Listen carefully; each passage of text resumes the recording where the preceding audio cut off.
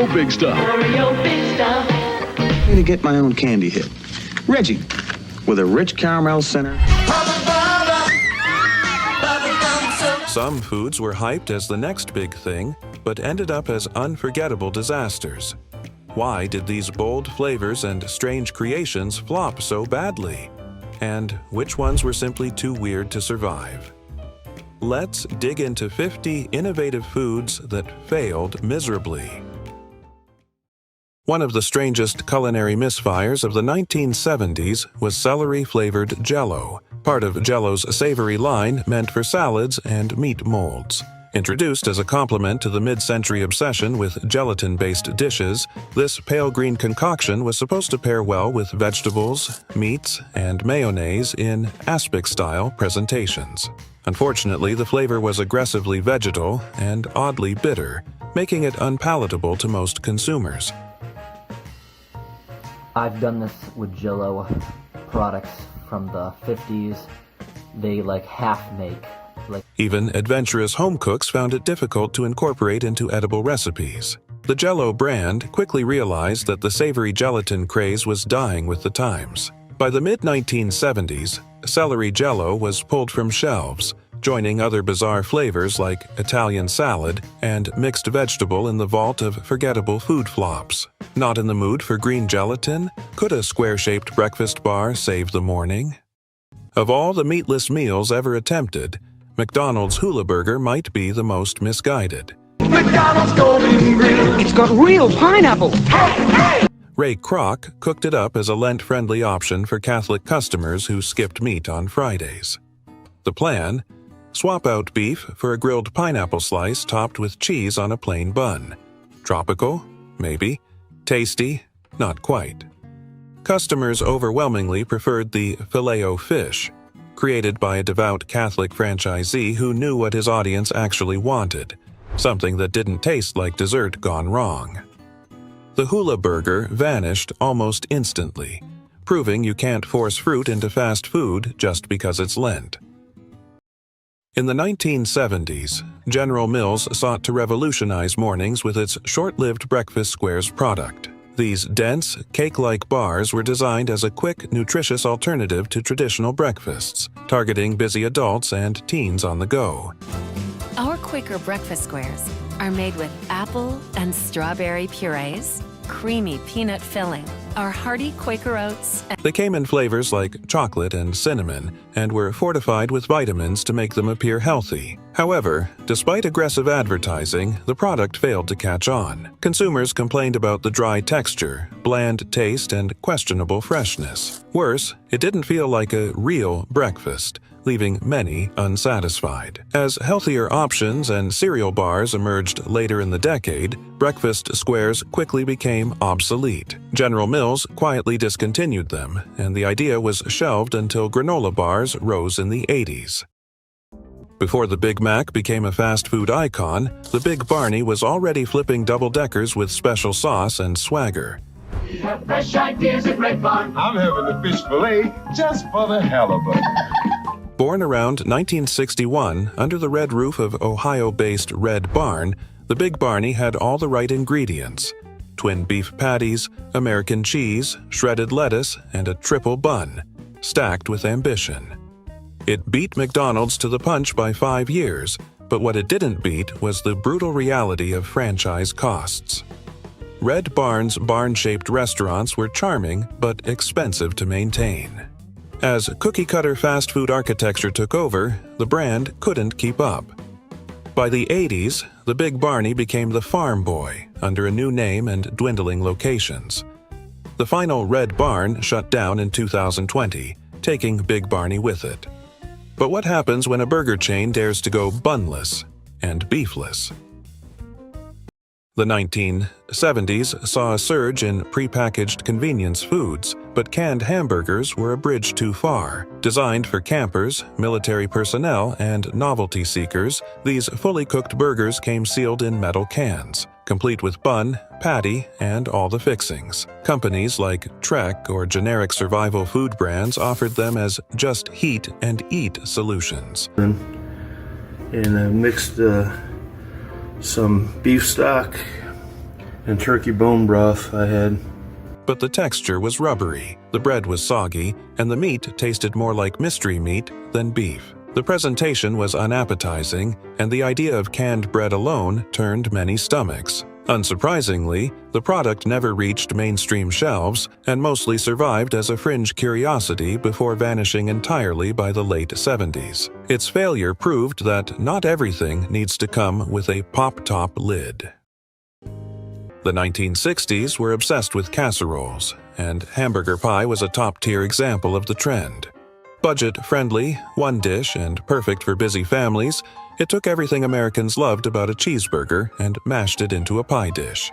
You'd layer seasoned ground beef, canned soup, sometimes mashed potatoes, and bake the whole thing like it was Grandma's secret weapon. And for a while, it was beloved. But over time, the novelty wore off. People realized you could just eat a burger, or a real pie. Hamburger pie ended up as a relic of a time when convenience ruled and flavor came second. Still, casseroles weren't done with us yet, not even close. The Planters Jumbo Block was a chunky peanut candy bar introduced in the 1970s, featuring dense layers of roasted peanuts held together by a sweet, nougat-like base and enrobed in chocolate. Marketed under the well-known Planters brand, it was packaged in a bold, bright wrapper with Mr. Peanut prominently displayed, aiming to attract fans of hearty, nut-heavy treats. Despite Planters' strong reputation for peanuts, the Jumbo Block failed to gain lasting traction. Consumers often found it too dense and overly sweet. Now that I'm seeing it, but that's just how they were. So, you want to try mine first? Sure. Struggling to stand out in a crowded candy bar market dominated by Snickers and Baby Ruth. By the early 1980s, the Jumbo Block quietly disappeared from shelves, becoming a nostalgic oddity remembered mainly by 1970s candy enthusiasts and collectors. Back in the early 60s, Hardee's wasn't selling curly fries and fried chicken. It was the house that the Husky built. This thick, charbroiled burger was Hardee's pride and joy. Home of the Husky signs hung proudly outside locations across the South and Midwest. With its smoky flavor and hefty size, it helped catapult the chain into the national spotlight. For decades, it was the go-to burger, until bigger, flashier burgers crowded it out in the late 80s and early 90s.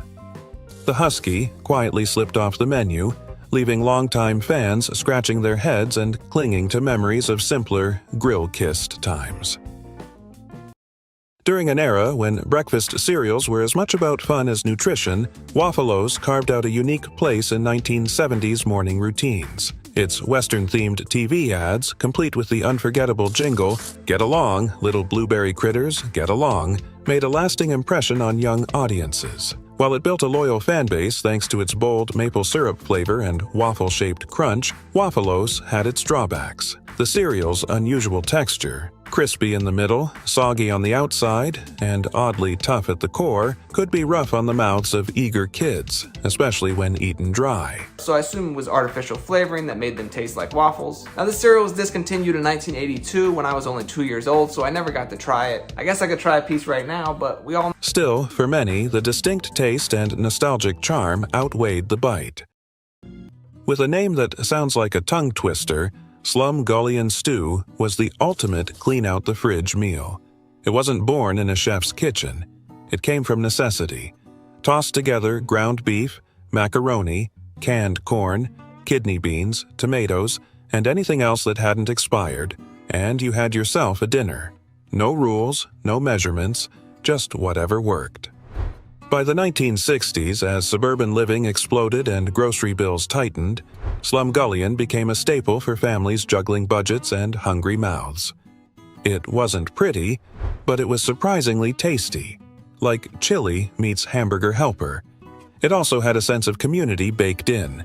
Every household had its own version. Slumgullion was less of a recipe and more of a survival tactic in a saucepan.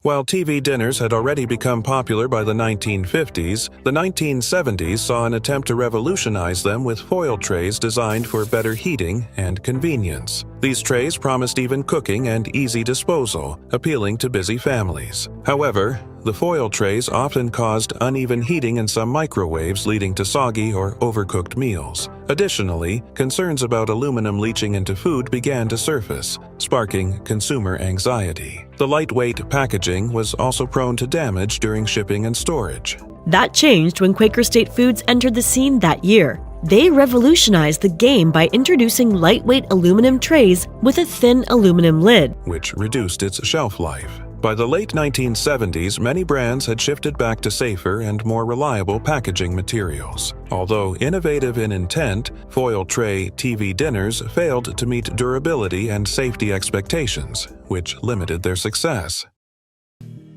You read that right. Beef, fudge. In 1967, the Poll et Hostess cookbook offered up this fever dream courtesy of one brave, or possibly vengeful, Mrs. Florence E. Weist. Imagine a tray of rich, glossy chocolate fudge. Now, add bits of ground beef or pot roast. Supposedly, the idea was to balance sweet and savory. In reality, it was a dense, confusing mess. The texture clashed, the flavor confused the senses, and the concept haunted dessert tables for decades. Even the most daring retro recipe lovers steer clear. Some foods fail quietly. Beef fudge failed loudly with a meaty thud. And just when you think dessert couldn't get more disturbing, here comes dinner with a syrupy surprise. Introduced in 1970, Jell-O 1-2-3 was a layered gelatin dessert designed to separate into three distinct textures: a creamy top, a mousse-like middle, and a firm gelatin base. This novel product captivated consumers with its visual appeal and variety of textures. However, the preparation was complicated, requiring careful timing and specific refrigeration conditions to achieve the layers. Many home cooks found it challenging to consistently replicate the advertised results. Furthermore, the product's artificial flavors and colors began to fall out of favor as the decade progressed,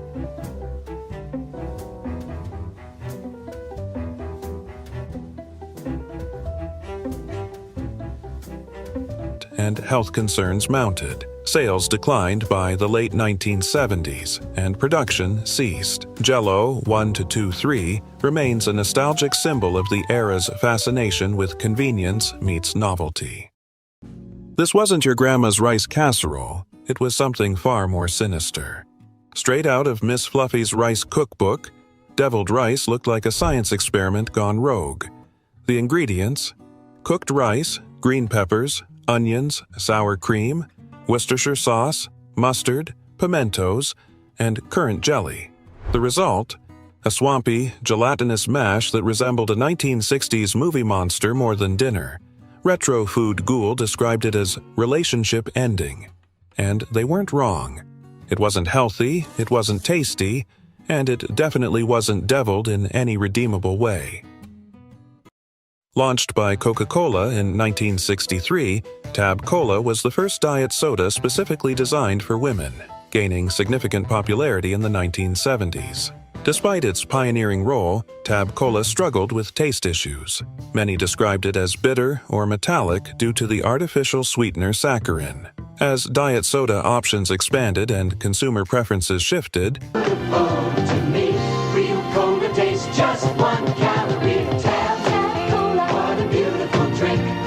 Tab 1 calorie more. Tab's unique flavor became a liability. Moreover, the rise of competitors like Diet Coke in the early 1980s overshadowed Tab's market share. Health concerns about saccharin also dampened enthusiasm. By the late 1970s, Tab was losing ground despite its cult following. Although it lingered for decades, Tab Cola's failure to adapt ultimately relegated it to a nostalgic relic rather than a mainstream success. There's retro, and then there's regret. In the 1960s, Good Housekeeping proudly showcased mayo-infused gelatin salads that somehow passed as food. These weren't your average Jell-O molds. Inside the trembling dome were shrimp, macaroni, cauliflower, and parsley, all suspended in sweetened gelatin. And if that wasn't stomach-turning enough, mayonnaise was added not just as a binder, but as a decorative topping. The result looked like a jellyfish had exploded at a salad bar. Hellmann's was the main culprit, pushing these creations through ad-driven recipes. Other brands jumped in too, spawning even worse versions like the notorious Klingeling salad. Somewhere between art project and chemical spill, these salads were meant to impress. Unfortunately, they often did, just for the wrong reasons. They've since earned a permanent spot in the museum of just because you can doesn't mean you should. The 1970s fondue craze swept through American households, spurred by Swiss culinary influence and the rise of social dining trends. Supermarkets eagerly stocked fondue sets, complete with pots, forks, and dipping ingredients like cheese, chocolate, and broth. However, while popular initially, the fad quickly fizzled. Many consumers found the process cumbersome.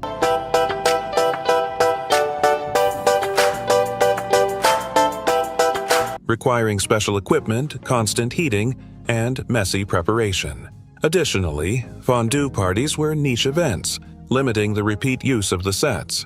Over time, supermarkets realized the limited shelf life and low turnover of such bulky, seasonal items. By the late 1970s, fondue sets had moved from staple aisles to occasional displays and then largely disappeared. This rise and fall epitomize how food fads can burn bright but briefly when practicality is ignored. Some dishes just scream, "We ran out of groceries." Hot dog casserole was one such budget-friendly brainchild. A staple in the 1960s, it combined sliced hot dogs with elbow macaroni, gooey cheddar cheese, and often canned vegetables, all tossed together and baked until it became one melted, meaty mound. It was frugal, filling, and just strange enough to catch on. Families loved it for its versatility and price, especially in areas where fresh ingredients weren't easy to come by. But despite its practicality, the dish walked a fine line between comfort food and culinary chaos. For many, it was a hot dog's final form, not grilled, not on a bun, but entombed in pasta and cheese. If you've ever wondered what a backyard barbecue and a school lunch tray would taste like combined, this was it. In the 1970s, Nabisco sought to rival the popular Pop-Tarts with Toastettes, toaster pastries filled with fruit jam and coated with a sugary glaze. Marketed as a quick breakfast or snack, Toastettes promised a crispy outside and a sweet, gooey center. Despite the appealing concept, they never managed to capture the market. There we go. So I have to say that the pastry feels exactly like a Pop-Tart. Well, let's taste it, but yeah, even... Consumers found the pastry to be too dry and the filling to be less flavorful than that of competitors. Nabisco struggled with branding and distribution, failing to build a loyal customer base. Additionally, Pop-Tart's stronghold on toaster pastries made it tough for Toastettes to gain traction. By the late 1970s, Nabisco quietly discontinued Toastettes, making them a forgotten footnote in the decade's toaster pastry wars. Before they were immortalized in pop culture, Beanie Weenies were just a quick fix for time-starved parents. This 1960s concoction combined baked beans, sliced hot dogs, and sometimes ground beef into one protein-packed plate. It was fast, easy, and kid-approved, which made it perfect for school mornings or last-minute dinners. The canned versions exploded in popularity thanks to companies like Van Camp's and Hormel, and soon, Beanie Weenies were everywhere, from military mess halls to family camping trips. They weren't gourmet, but they were dependable, shelf-stable, and oddly satisfying. The name may have sounded like a cartoon character, but the dish was serious about convenience. If you grew up in post-war America, there's a good chance this was in your lunchbox, or haunting your memories. Either way, Beanie Weenies earned their spot as a weirdly enduring comfort food. The 1970s saw a boom in convenience foods, with Betty Crocker at the forefront of this trend. In 1976, the company launched Muggo Lunch, a range of quick and easy pasta meals designed for busy consumers. These products came in simple packets to which you just added boiling water, making them ready in just 5 minutes. The line featured 3 popular flavors: 4 minutes, stir, and eat. Spaghetti and rich tomato sauce. Creamy macaroni and cheese. Hearty beef noodles. Also delicious, it is macaroni and cheese, spaghetti and sauce, and beef noodles and gravy. Muggo Lunch capitalized on the growing demand for fast, hassle-free meals at home or in the office. Despite its initial success and appeal, the product struggled to maintain market share amid increasing competition and changing consumer preferences. As a result, Betty Crocker discontinued Muggo Lunch by 1981, bringing its brief run to an end. Even today, you'll find it in diners across America, quietly clinging to its long legacy. Cabbage rolls may have arrived on American shores as a hearty Old World import, but by the 1960s they were a fixture of U.S. dinner tables, especially in immigrant communities.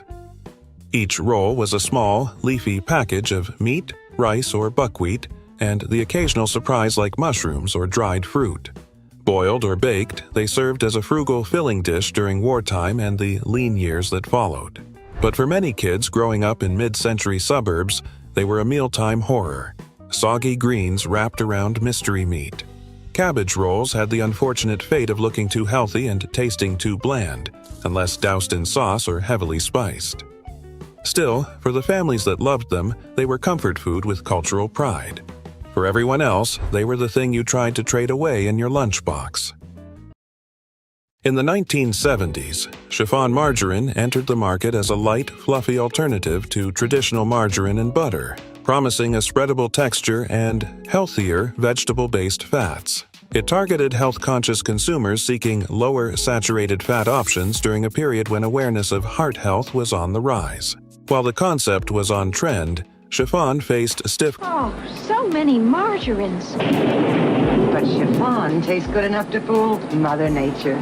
Tastes so sweet. competition from established margarine brands and consumer skepticism about the artificial ingredients in margarine. Its texture, although light, was sometimes perceived as too airy or insubstantial. Combined with limited flavor appeal and aggressive advertising by competitors, chiffon margarine struggled to gain a lasting foothold.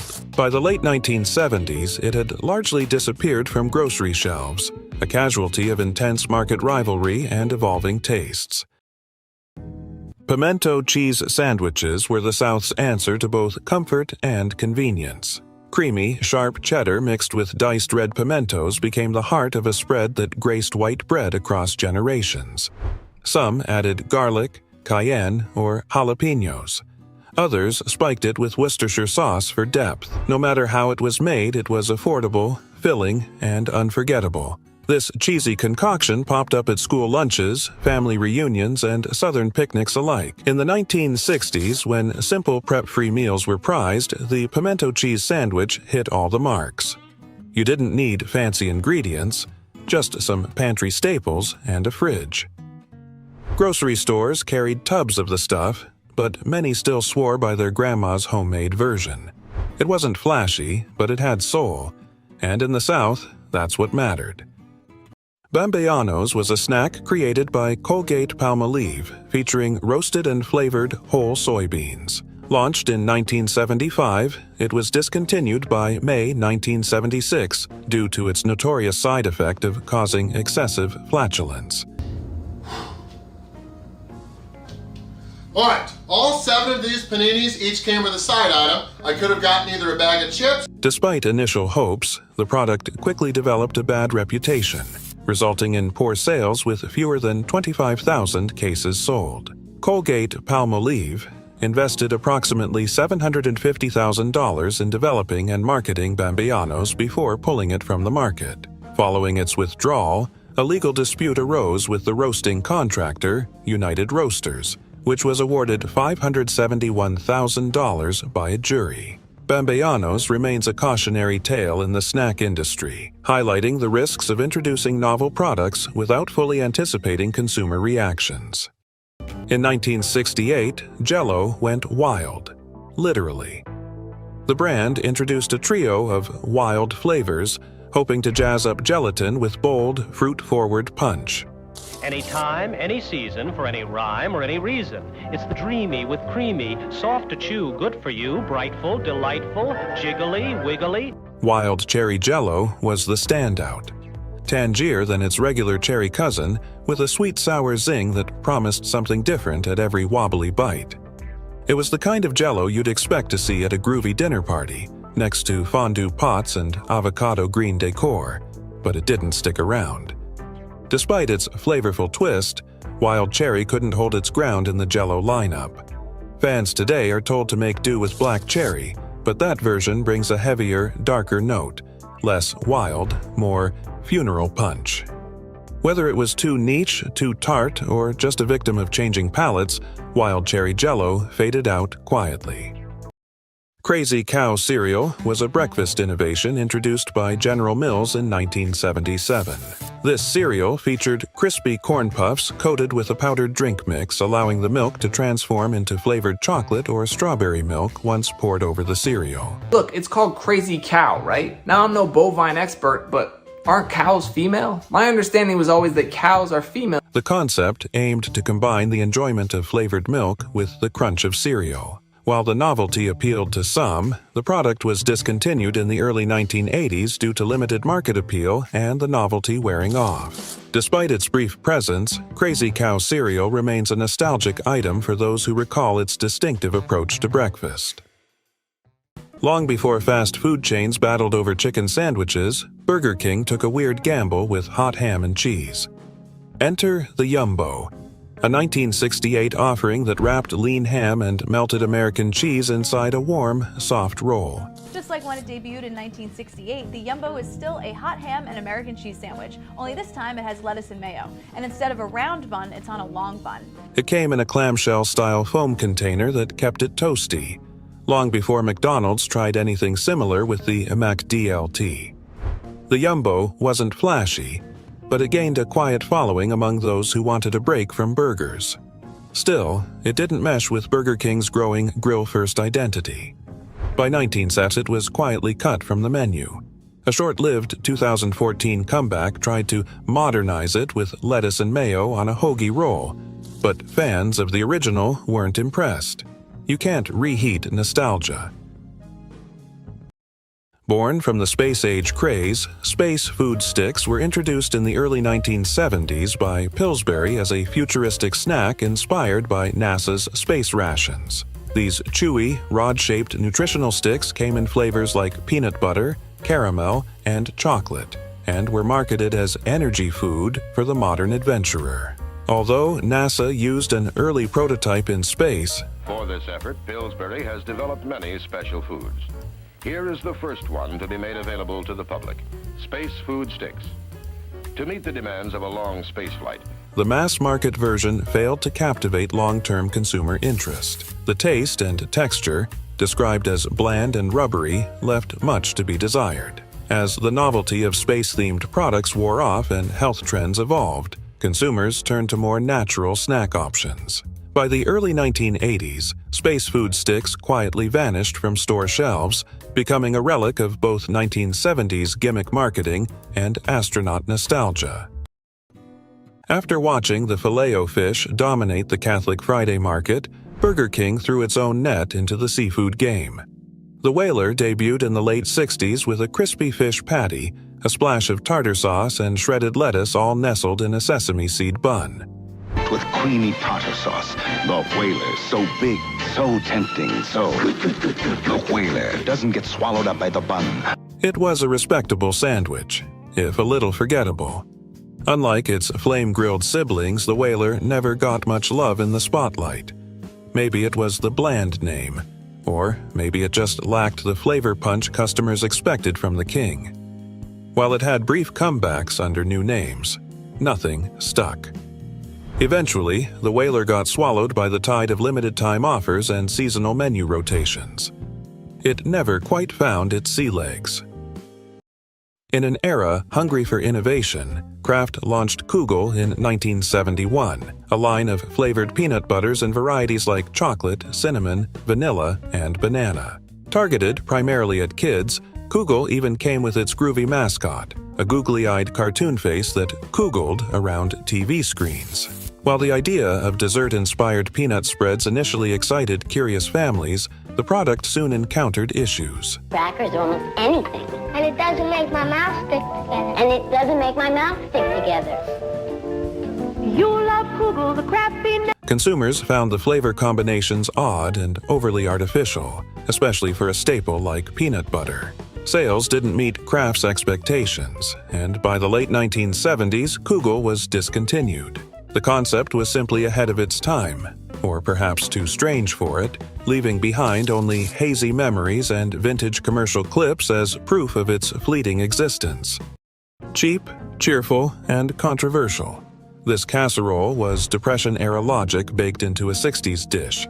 You'd take elbow macaroni, throw in ground beef or sausage if you were feeling wild, and mix it with canned tomatoes. Sprinkle on cheese, bake, and serve. It was endlessly modifiable and surprisingly loved, unless you hated the texture, or tomatoes, or both. For some, it was comfort food. For others, it was a tomato-sogged nightmare. But in a world where meals had to stretch, this one earned its keep, for a while. Then came the casseroles with better balance, less acidity, and no risk of tomato backlash. Few food flops from the 1970s are as notorious as Gerber singles, Gerber's baffling attempt to sell pureed baby food to single adults. Launched in 1974, the line featured jarred meals like beef burgundy, peas, and chicken a la king, all in smooth, mushy textures. Intended for young professionals or college students needing quick, no-cook meals, Hi, Brian. You got a smile for Daddy? the product was roundly mocked. Adults found the texture infantilizing and the packaging, identical to baby food jars, deeply unappetizing.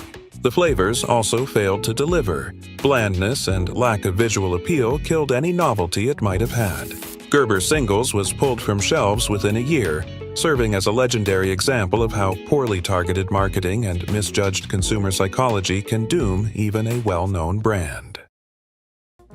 Also known, less affectionately, as SOS. But to give you a quick idea, it cost me $5.13 to make this meal for four, so that's... Chipped beef on toast was a Depression-era invention that clung on stubbornly into the 1960s. It was made by soaking thin strips of dried beef in a creamy white sauce, then ladling it over toast. The flavor? Salty. The texture? Soggy. But in tough times, it was better than going hungry. Military mess halls adopted it as a cheap and easy breakfast. The dried beef came from unwanted cuts, tough and stringy unless slow-cooked into submission. Paired with stale bread, it was far from elegant. But it was warm, filling, and dependable. For many veterans and working-class families, it was part of daily life. Vanilla-flavored cereals are a rare sight, but in the 1970s, the Quaker Oats Company introduced Vanilli Crunch, a distinctive addition to the Cap'n Crunch family, joining the ranks of Crunch Berries and Peanut Butter Crunch. The cereal's backstory was playfully told on the box, featuring Sea Dog, a lovable character who accidentally created the cereal by spilling cake batter into a bowl of Cap'n Crunch. That's high-quality bag.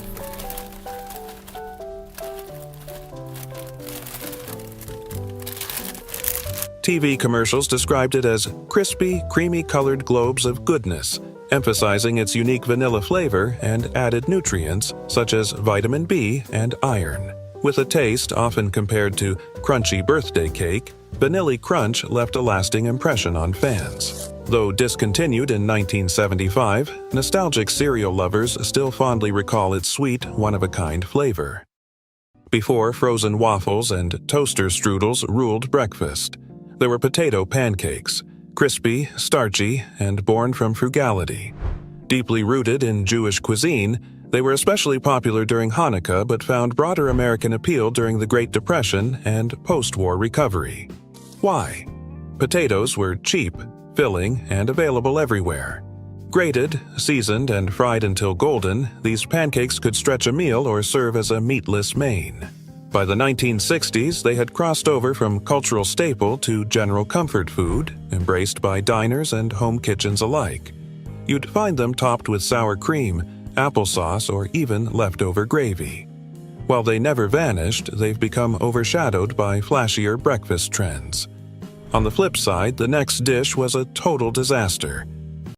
The Reggie Bar was launched in 1978 by Curtis Candy Company, a division of Nabisco, to celebrate New York Yankees slugger Reggie Jackson. Shaped like a hockey puck, it featured a mix of peanuts, caramel, and milk chocolate, similar to a flattened Snickers. The Reggie Bar was famously handed out at Yankee Stadium on Reggie's opening day, where fans threw them onto the field in celebration, creating a memorable spectacle. Reggie Jackson. An outstanding World Series, 3 home runs in 1 game. Despite the hype, the novelty wore off quickly. Consumers found it overly sweet and lacking uniqueness, and it failed to establish a long-term identity beyond the celebrity tie-in. By the early 1980s, the Reggie Bar was discontinued. While it briefly returned in the 1990s, it never regained its original buzz or commercial success. It was 1966, and Caro Syrup wanted more than a place in your pecan pie. In a bold ad in Ladies' Home Journal, they proposed a main course: pasta in a sauce made with bacon, and a full cup of corn syrup. But wait, it gets better. The recipe called for whole hot dogs lined up on top like edible fence posts. Dubbed the Wineroni Casserole, it was sticky, salty, and weirdly sweet. It may have looked orderly on the outside, but inside? Chaos. The bacon helped, but not enough to justify the sugary sludge it floated in. Some dishes are bad because of poor execution. This one was doomed from the concept. Before Kool-Aid reigned supreme, Pillsbury's Funny Face drink mix was a promising contender in the powdered beverage market. Launched in the 1960s and continuing into the 1970s, Funny Face came in quirky flavors with names like Goofy Grape and Freckle Face Strawberry, paired with cartoonish mascots. The name? Goofy Grape. But why they call me Goofy, I don't know. Yes, sir. I'm one of the new Funny Face drinks from Pillsbury. Initially, kids loved the packaging and fun branding. However, trouble brewed when some character names were deemed racially insensitive, sparking controversy and eventual rebranding. Moreover, Funny Face contained cyclamates, an artificial sweetener later banned by the FDA in 1969, forcing a reformulation that altered the taste. As Kool-Aid soared with its strong marketing and bolder flavors, Funny Face fizzled out by the late 70s, remembered more for its imagery than its drinkability. In the 60s, goulash was the hero of tired parents and hungry kids, known by many names: American chop suey, slumgullion, or just that pasta mess with beef. It was quick, filling, and didn't ask much of you. Elbow macaroni, ground beef, diced tomatoes, and maybe some onions or bell peppers. It was the kind of dish you made in one pot, dumped on plates, and still had leftovers. But somewhere along the way, it got repetitive. Too much tomato, too little spice, and a rubbery noodle problem no amount of paprika could fix. It slowly slid off dinner tables, replaced by frozen lasagna and box meals with snappier branding. Still, for one shining moment, American goulash fed a generation that just needed dinner done fast. Brought to life by the Sunshine Biscuit Company, Fudgetown cookies were a beloved snack in the 1960s and early 1970s, featuring a shortbread-like cookie exterior filled with creamy fudge centers. With their playful name and sweet core, they earned a nostalgic place in many childhood lunchboxes. Fudge. Fudge. Wonderful fudge. Loads of fudge in Fudgetown. Fudgetown, the cookie that's so full of fudge it pops out of the top. However, as the snack food market exploded with new, flashier cookie options, such as Chips Ahoy, Oreo Twists, and even Little Debbie treats, Fudgetown began to feel old-fashioned. Additionally, production costs and corporate acquisitions led Sunshine to scale back its product line. By the mid-1970s, Fudgetown was discontinued without much fanfare. Despite its quiet exit, The cookie still holds cult nostalgia, proving how even well-liked foods can vanish if they don't keep up with evolving consumer tastes. Pickle roll-ups may sound quirky today, but in the post-war cocktail era, they were party royalty. This bite-sized snack featured dill pickles wrapped in cream cheese and deli meat, often corned beef or ham. Rolled, sliced, and served cold, they were salty, tangy, and dangerously easy to pop by the dozen. In the 1960s, potlucks and cocktail parties were booming, and hostesses needed finger foods that required minimal prep but packed bold flavor. Pickle roll-ups fit that bill perfectly. They became a staple of social gatherings, both casual and classy, and often competed for top honors on snack trays alongside deviled eggs and stuffed olives. Their appearance may have been divisive, but their flavor wasn't. With crunchy pickles and creamy centers, they won over guests one bite at a time. Love them or not, they were hard to forget, and harder to stop eating. If you've ever had a meringue pie, you probably expected lemon or maybe a creamy coconut. What you didn't expect was fish. In one of the most puzzling experiments of the 1960s, savory pies stuffed with white fish were crowned with fluffy meringue and baked like dessert. Some versions added bacon, tomato, egg, or cheese to mask the aquatic origins, but the meringue always gave it away. A newspaper recipe even pitched it as a balanced breakfast pie. Balanced, maybe, but only if your idea of balance is sweet egg foam clashing with salty seafood. The texture alone was enough to send forks flying. Fish meringue pies were supposed to be elegant. What they ended up being was unforgettable for all the wrong reasons. Long before pizza-flavored snacks became mainstream, General Mills introduced pizza spins in the early 1970s as a bold, baked chip shaped like a pinwheel and flavored to mimic pizza. They promised a cheesy, tomatoey burst with every crunchy bite, combining kid-friendly fun with the beloved flavor of America's favorite comfort food. They gave it a taste no human could resist. Pizza. They took this pizza taste and turned it into a crunchy, munchy, mouth-sized snack. However, the execution fell flat. The flavor was more artificial than appetizing, and consumers found the texture dry and the aftertaste odd.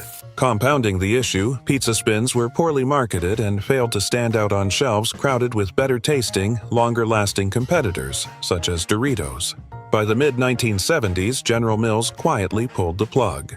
Despite a short-lived cult following, pizza spins remain a footnote in the history of failed food innovations. Chili Mac rose out of necessity and frugality and somehow became beloved by millions. During the mid-20th century, families were looking for meals that were cheap, filling, and adaptable. Enter Chili Mac, an effortless fusion of two pantry staples, elbow macaroni and chili.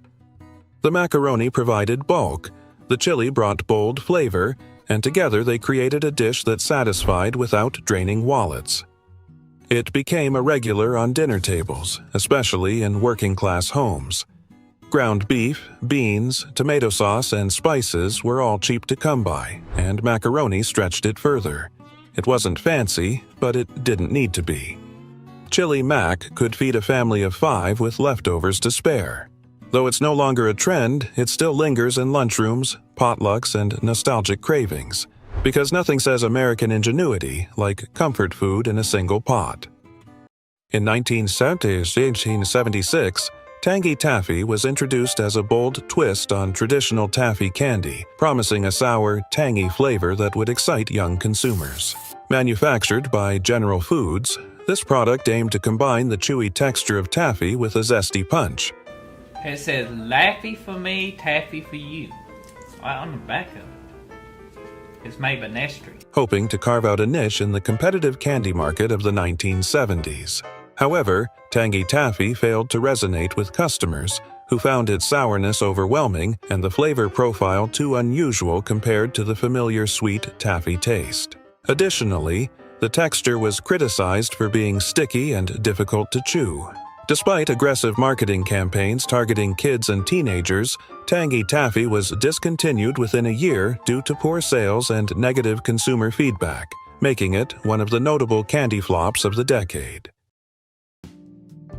A wartime hero turned peacetime staple, corned beef hash was a pantry MVP throughout the 20th century. With its roots in Irish cuisine, the dish gained massive traction in the U.S. during the Great Depression and World War II when rationing made canned goods essential. Corned beef, potatoes, and onions were all cheap, filling, and easy to cook in bulk, perfect for feeding large families on a tight budget. By the 1960s, brands like Hormel and Libby's made sure you could buy hash by the can, heat it up in minutes, and call it dinner. It wasn't glamorous, but it was honest food. Mashed into patties or spooned straight from the skillet, it carried a salty, savory punch that got the job done. Fizzies fizzled fast despite a promising start. These effervescent drink tablets were like Alka-Seltzer for kids. Plop one into water, and voila, you had a fizzy soda-flavored beverage. Initially launched in the late 1950s, Fizzies reached their peak popularity in the 1960s and remained popular into the 1970s. Signal the bubbles of extra stank Alka-Seltzer. Sounds like Rip Taylor, but here we go. They were fun, portable, and came in flavors like grape, cherry, and orange. However, changes in FDA regulations on artificial sweeteners in the early 1970s forced a reformulation that killed the taste appeal. Parents grew concerned about additives, and kids just didn't enjoy the new, blander versions. Sales plummeted, and the product was discontinued shortly after. Despite nostalgic comebacks over the years, Fizzies could never recapture the magic of their original sparkle. Jambalaya wasn't just dinner, it was heritage in a pot. A fusion of Creole and Cajun traditions, the dish blended French, Spanish, and African influences and simmered its way into 1960s Southern kitchens. Born in Louisiana, it became a one-pot favorite across the country, especially where rice was abundant and dinner had to feed many. Jambalaya typically includes sausage, chicken, or shrimp, paired with tomatoes, peppers, onions, and long-grain rice. It was spicy, hearty, and deeply tied to family recipes passed down through generations. The brilliance was in its flexibility. You could stretch it for a crowd or turn it gourmet. As Southern food spread, jambalaya tagged along, proving that food born from struggle and diversity could become a staple. It may have started as regional fare, but by the 60s, this rice-based powerhouse had claimed its seat at the national table. Few 1970s food items embodied the era's obsession with convenience and novelty more than Snackmate cheese in a can. Produced by Kraft, this aerosol-style cheese spread offered the thrill of spraying processed cheese directly onto crackers. What am I getting myself into? Anyways, here we go, guys. A full can of easy cheese, cheddar, celery sticks, or even fingers.